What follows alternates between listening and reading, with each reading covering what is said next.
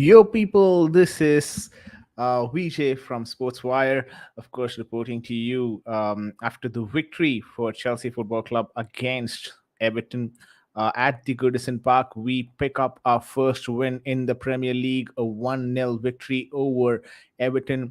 Thanks for the goal of Jorginho. We get this win and we will be moving forward. We get our 3 points, and right now we are positioned in the sixth spot in terms of the league standings. But it is what it is. There are obviously a lot of things that we need to be talking about. The different issues with respect to the way that Chelsea operated. Obviously, we could have put in a very better performance, but then it is what it is, right? End of the day, we get the result and we move on. Of course, there are three other matches to be played this particular week: Leicester City versus Brentford, Manchester United versus Brighton, West Ham United versus Manchester City, all of them happening tomorrow. But what a day this is for Chelsea. We get our victory against Everton in Goodison Park, and they don't usually lose their first match at home. Of course, Frank Lampard's Everton did put up a brave fight in spite of a couple of difficult injuries for them. 10th minute they had Godfrey out with an injury, a serious injury as well, and that injury might be a season ender for him. We don't know anything as of now, so it's difficult to speculate. But what I hear from the media outlets is that he's been taken to the hospital and he is being treated, and further information about him will be provided soon. But that is the status on Ben Godfrey. And Yeramina as well seems to have injured himself. I'm not sure if he's going to be fit for the next game. So a couple of problems for the Everton guys. But from a Chelsea's perspective, Koulibaly did pick up a slight cramp and he wanted to move out. Since we had the five substitution options available, we decided to take one of them, and we decided to provide a Koulibaly with the necessary rest that he wanted. Thiago Silva as well felt a bit of a laggy a lag in his leg, and apparently it doesn't seem anything serious. He decided to continue. The game was played for 100 minutes, guys, to be precise. It was played for 100.110 minutes. It's one of the longest games in the Premier League, history as the starting game. But then, due to multiple reasons, one being the Godfrey's injury, as well as one of the spectators being, having a health concern as well. All of these causing some delays, and Chelsea as well in the second half were in the mood to only kill the game by their defensive performance, not by their attack. So that is, the instinct with which Chelsea operated in the second half. Not something that I would be proud of looking at Chelsea Football Club. But guys, everything aside, Chelsea did pick up the 3 points. Thomas Tuchel did pick up his first win at Goodison Park. Frank Lampard's Everton has lost against Chelsea Football Club at their own home at Goodison Park. So that's the headline, and that's what we're going to be covering. Chelsea won, Everton nil, thanks to the goal from Jorginho's penalty after Ben Chilwell was fouled in the penalty spot. A brilliant, gameplay for that as well. A good turn as well from Ben Chilwell. Decided to move forward, but then was pushed down, and the referee was spot on with that penalty decision. It was obviously reviewed by the VAR, and what a penalty that was from Jorginho. Ice cold as usual. Eremina did try to get into the mind of Jorginho. Aspilicueta was the one who was trying to, block Eremina from doing any further damage. But then Jorginho wasn't, seeming to be really bothered about it. That's the truth. He was ice cold with that penalty. He was ice cold, guys, literally ice cold. Slotted it in very perfectly towards the bottom left corner. And what a penalty that was from Jorginho. Chelsea went into the halftime with a slender lead of 1-0. People were expecting a couple of changes in the second half. The changes, as usual, from Thomas Tuchel was a bit delayed. I expected him to provide changes a lot more quicker, because the reason, first of all, is being that we have five substitutions available. This is something Thomas Tuchel was asking in the previous season as well, because he's someone who's used to playing five substitutions in his past managerial career, and he wanted that in the Premier League as well. So if you are a manager who are used to playing five substitutes, and if you are a manager who wants the five substitutes and like that option, why not utilize it? Why keep it towards the end? But then all of them were double substitutions. We had Ruben Loftus-Cheek coming in. We had Amanda Broja, Pulisic, Christian Pulisic coming in. We also had a small cameo from Conor Gallagher for the last 3 minutes of the game. I would assume that is just for wasting some time. He replaced Jorginho for the last 3 minutes, and didn't have much of say in the game. But then the substitutes as well coming in did provide a good performance. We had Kukurea, Mark Kukurea as well coming in, instead of Ben Chilwell, who was, I would say, kind of pathetic, except for that particular penalty that he got for Chelsea. But then he lost the ball so many times. I understand from a humane perspective, he's obviously recovering from an ACL injury, and that is expected from a player. There's going to be a time that we need to give this player for him to come to his best once more. But does Chelsea have that time is the real question mark, and that's probably the reason why we've got Kukurea as the backup, and I think that worked pretty well as well today. You could see Kukurea being very active in that flank for the last 20 minutes. Kukurea was impressive. There was a very close chance from Kukurea trying to put the ball in for Raheem Sterling. Raheem Sterling as well took the shot, but then good defensive work from Milinkovic towards the end to deny Raheem Sterling that goal. Because I personally think if it had gone past Milinkovic, I don't think so. Jordan Pickford would have got his hand to it, and it would have reached the end of the box, end of the goal. So it would have been definitely a goal, but then it was so close, and Mark Kukurea did provide a dangerous offensive threat on that.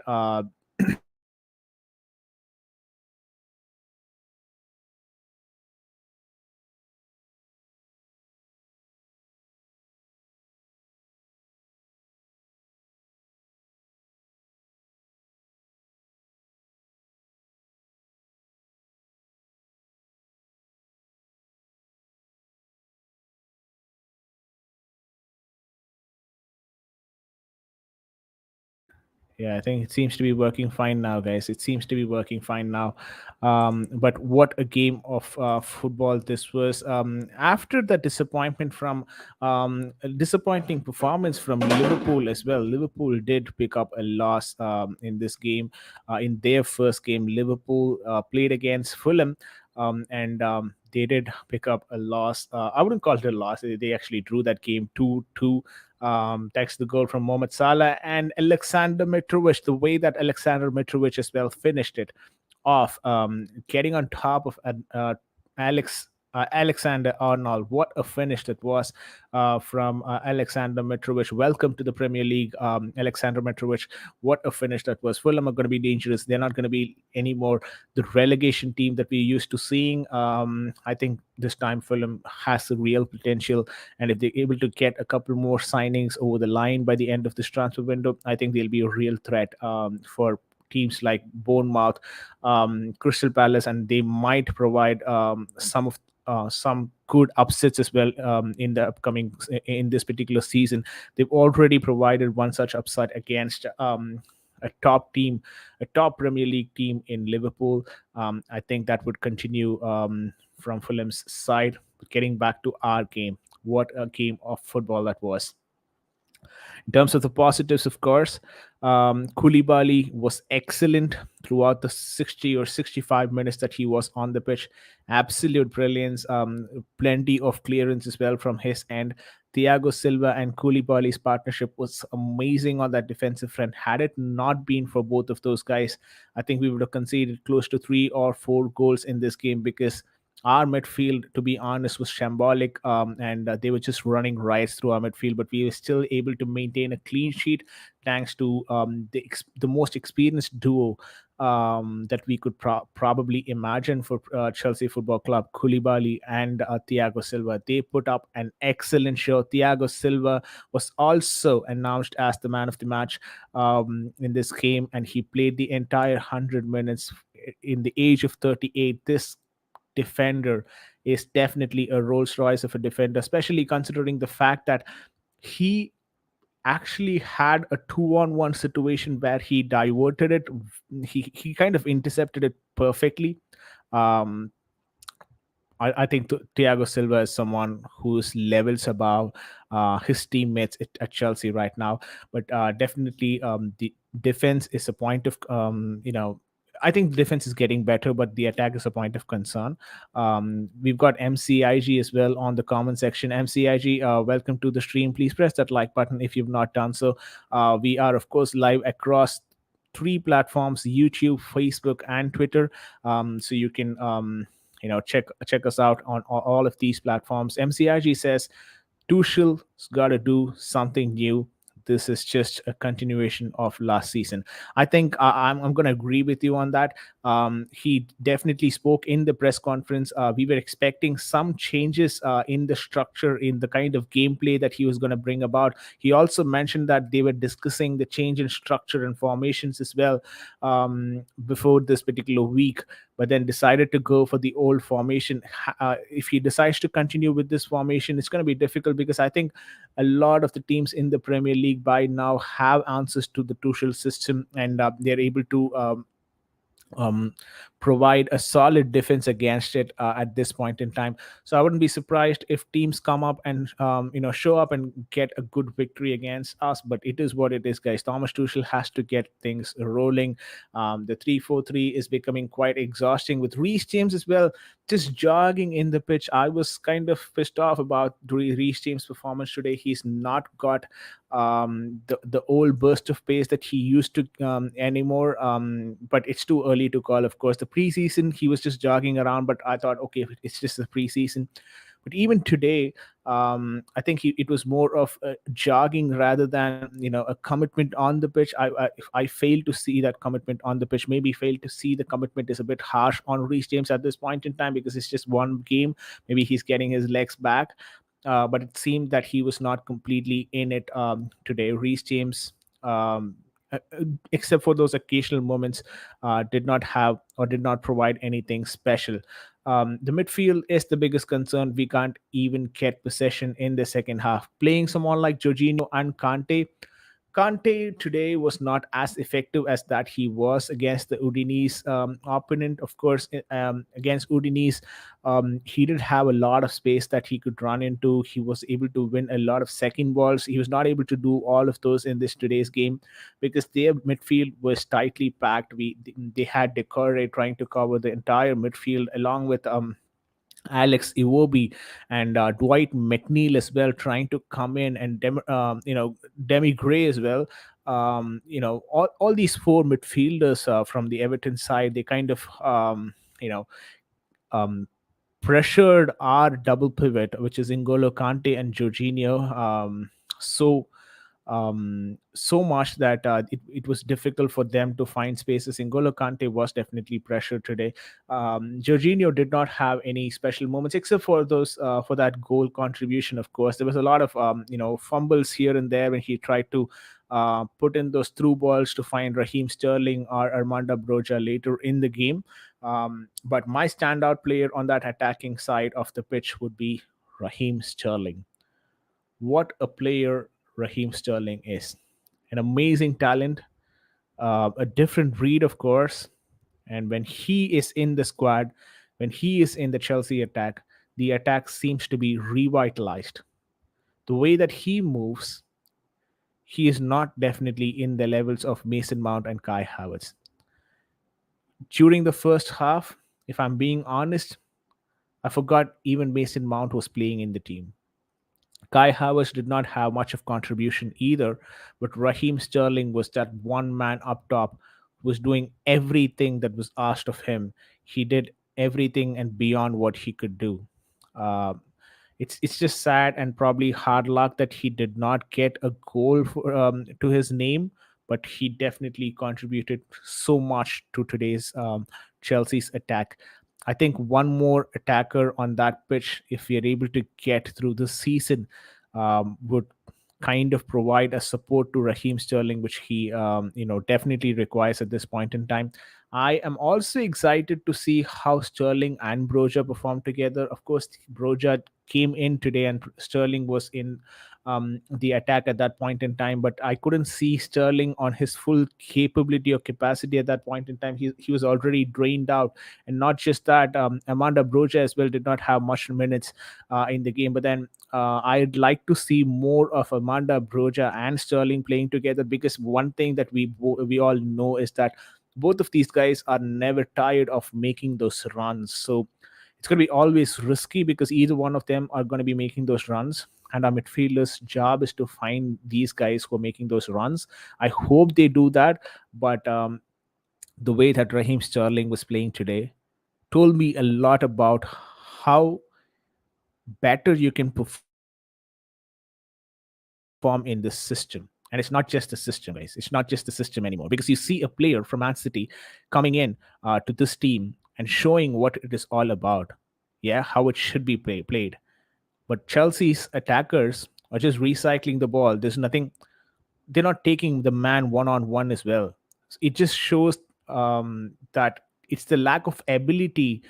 Either the players do not understand how Thomas Tuchel's system work properly, even after being with him for a year or so, or they don't want to take those risks up top and lose the ball, and be the scapegoat of that particular ball possession lost. But I think you should be taking those risks, because you saw how Raheem Sterling was performing today. That's the potential that this system can give you when you play in that front three. But you don't want to do it. That's your problem. Yeah, that's your attacker's problem. It's not a Chelsea system problem. It's not a Tuchel's problem.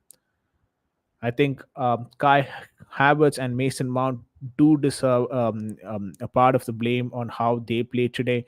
It's not about the system always, guys. It's not about the system always. MCIG says Jorginho looked like a left midfielder and Kante a right midfield. They switched up going forward. That was a bit strange. Yeah, they did that. Yeah, thanks for noticing that, MCIG. They kind of switched it up going forward, and um, the link up between N'Golo Kante and Jorginho was shambles. And I knew going into the game that if it was going to be Jorginho and Kante, we're going to be having this trouble, because Everton tried to overload our midfield, and that worked perfectly fine, right? With See, one thing that we saw from Everton midfielders is that on paper it looks like just Iwobi and Decore are the ones who are taking that center position on that midfield area, but realistically, Dwight McNeil and Demari Gray came in and supported both Iwobi and Decore. At times, Iwobi was almost playing like a left back, or a left center back, if I can put it that way. And it was Decore, McNeil, and Demari Gray trying to pressurize N'Golo Kante and Jorginho, and I think that worked perfectly fine. And I think the midfield battle was actually won by Everton for the most part of it. It was just hard luck; they did not get the goal, but Chelsea have to improve this midfield area. Would Frankie de Jong be the solution for it at this point in time? I think anyone would be the solution to just give us a different flavor in that attack, in that midfield region, and get us out of those difficult positions, because the double pivot is one of the most integral part of this Thomas Tuchel system.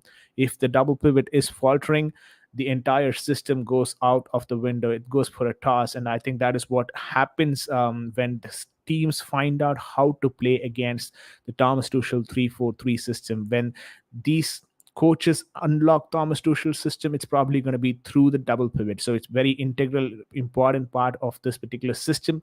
I think if we are not able to provide quality double pivot players in this system, I think the system is going for a toss. But I really want to hear from you guys as well on what your thoughts about the game was. Who was your best player? For me, it was Thiago Silva, and I'm in agreement with the award that was given at Goodison Park for Thiago Silva as the man of the match, of course. Cesar Azpilicueta, another player who I think I wouldn't go too negative on this player at this point in time. I think Twitter kind of exploded when Cesar Azpilicueta missed that ball, and it led to I think it was Dwight McNeil who just sprinted in forward, and then it had to be Thiago Silva coming out for rescue. Um, yeah, except for that one mistake, I think Azpilicueta was decent today. He did make a couple of very good interceptions in the game, so I think I'd probably say Aspilicueta was there amongst the top players for today. Yeah, of course, you could have gotten Chalaba. He would have provided you a different dimension, but you have Cesar Azpilicueta, and he is not a bad player to be on the pitch. He's not a bad player to have on the pitch. Ben Chilwell definitely have a lot of improve. I mean, has to improve a lot. I don't think so. He's fully capable at this point in time. I think his ACL is still troubling him a bit. I think he is having issues with one-on-one tackles, and he's frequently falling down and claiming falls, which most of the time is not even being given. So could look a bit more softer. But that's probably due to the injury and his loss of confidence because he thinks to himself that he is not completely fit. There's always this mental block as well once you recover from the injury. I think it could be that as well. But Ben Chilwell has to put in a regular set of games for him to come good. And if it is going to be Ben Chilwell playing like this, then Mark Cucurella is going to be having a field day.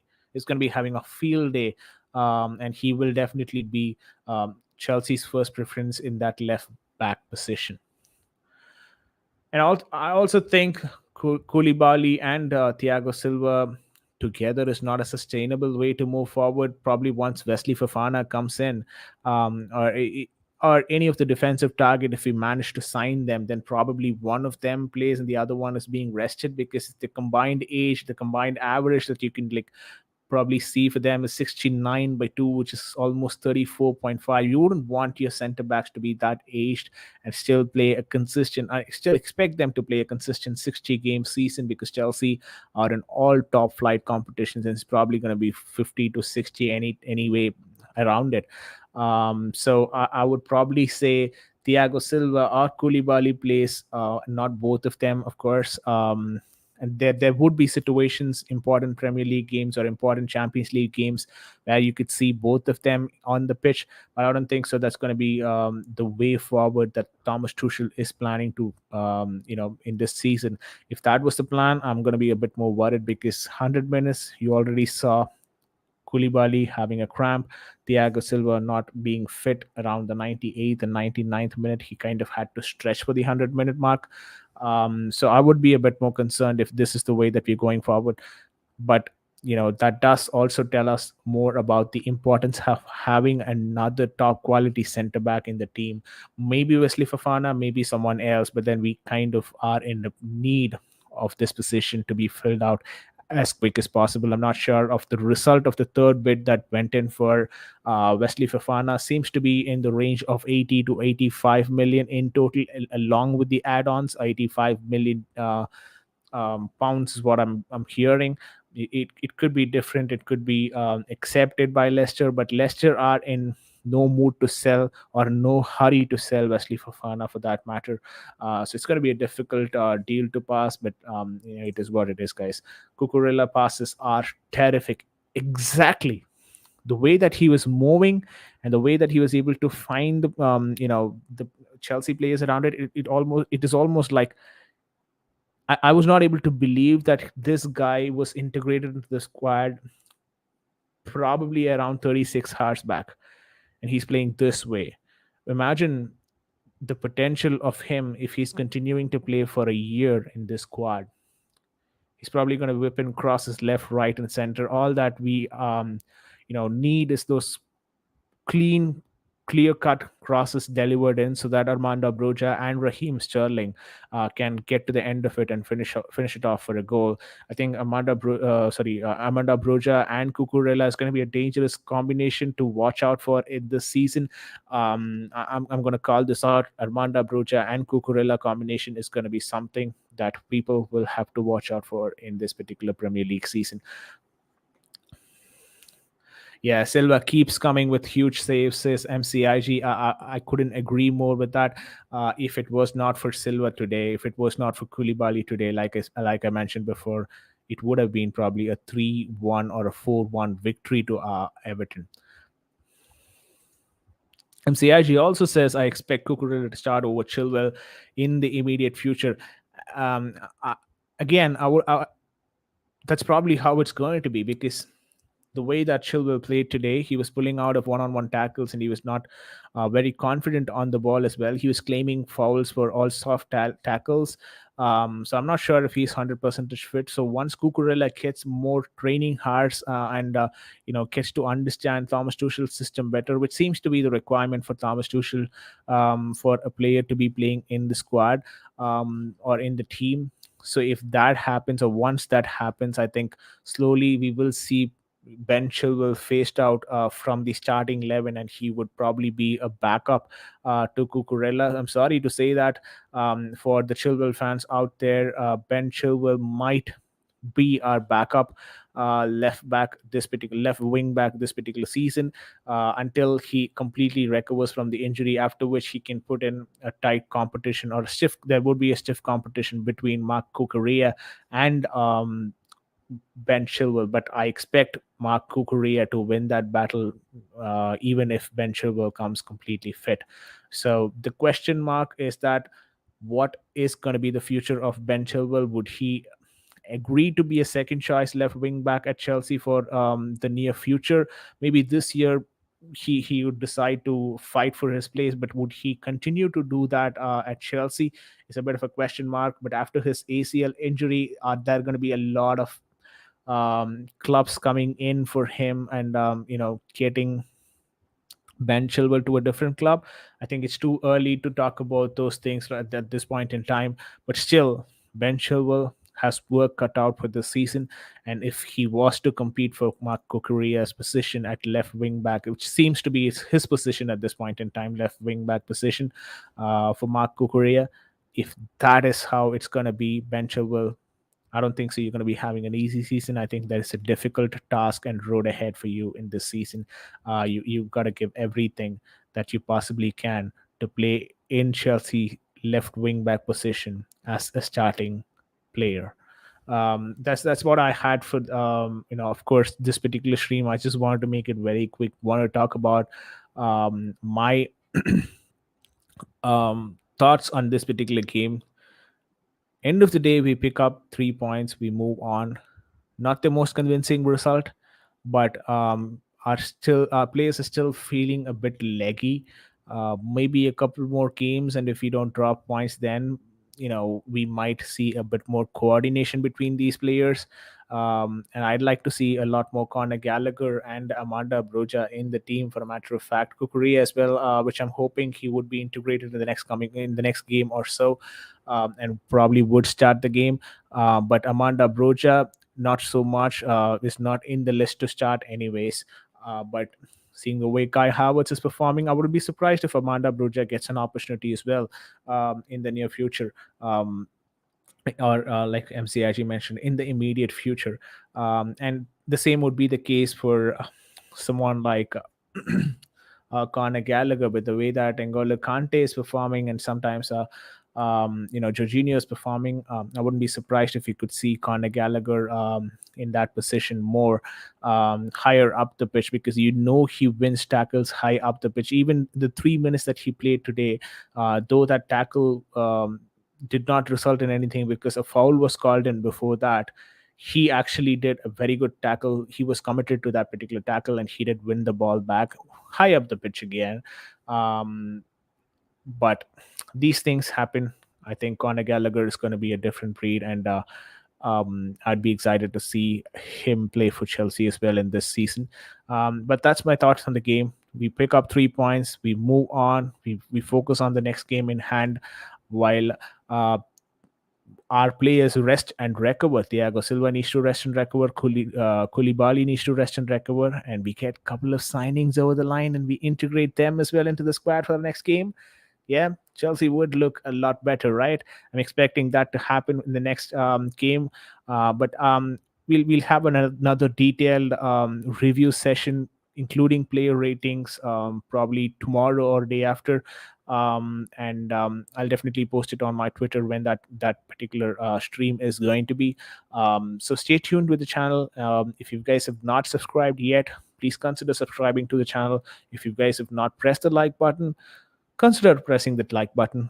It doesn't cost you anything, and at any given point in time, if you decide to unsubscribe, yeah, that's free too. So please go ahead and do the honors. I'm CIG says, see you next time, Vijay. Thank you. Pleasure was mine talking to you, MCIG, as well, on the comment section, guys. If you are in the channel right now, listening to what I'm talking about, or listening to all my rants right now, please put in your name as well on the comment section. It would be amazing to talk to you guys and know your perspective on this game. I'm planning to do a phone show sort of a thing after the game gets over. I need to get certain things ready for that from an equipment perspective. I'm planning for that. Hopefully that comes in much sooner. But yeah, exciting things to come at Sportswire. Stay tuned to the channel. Until next time, this is Vijay signing off for Sportswire. You guys have an amazing day ahead, because Chelsea has just picked 3 points at the Goodison Park. Everton nil, Chelsea 1.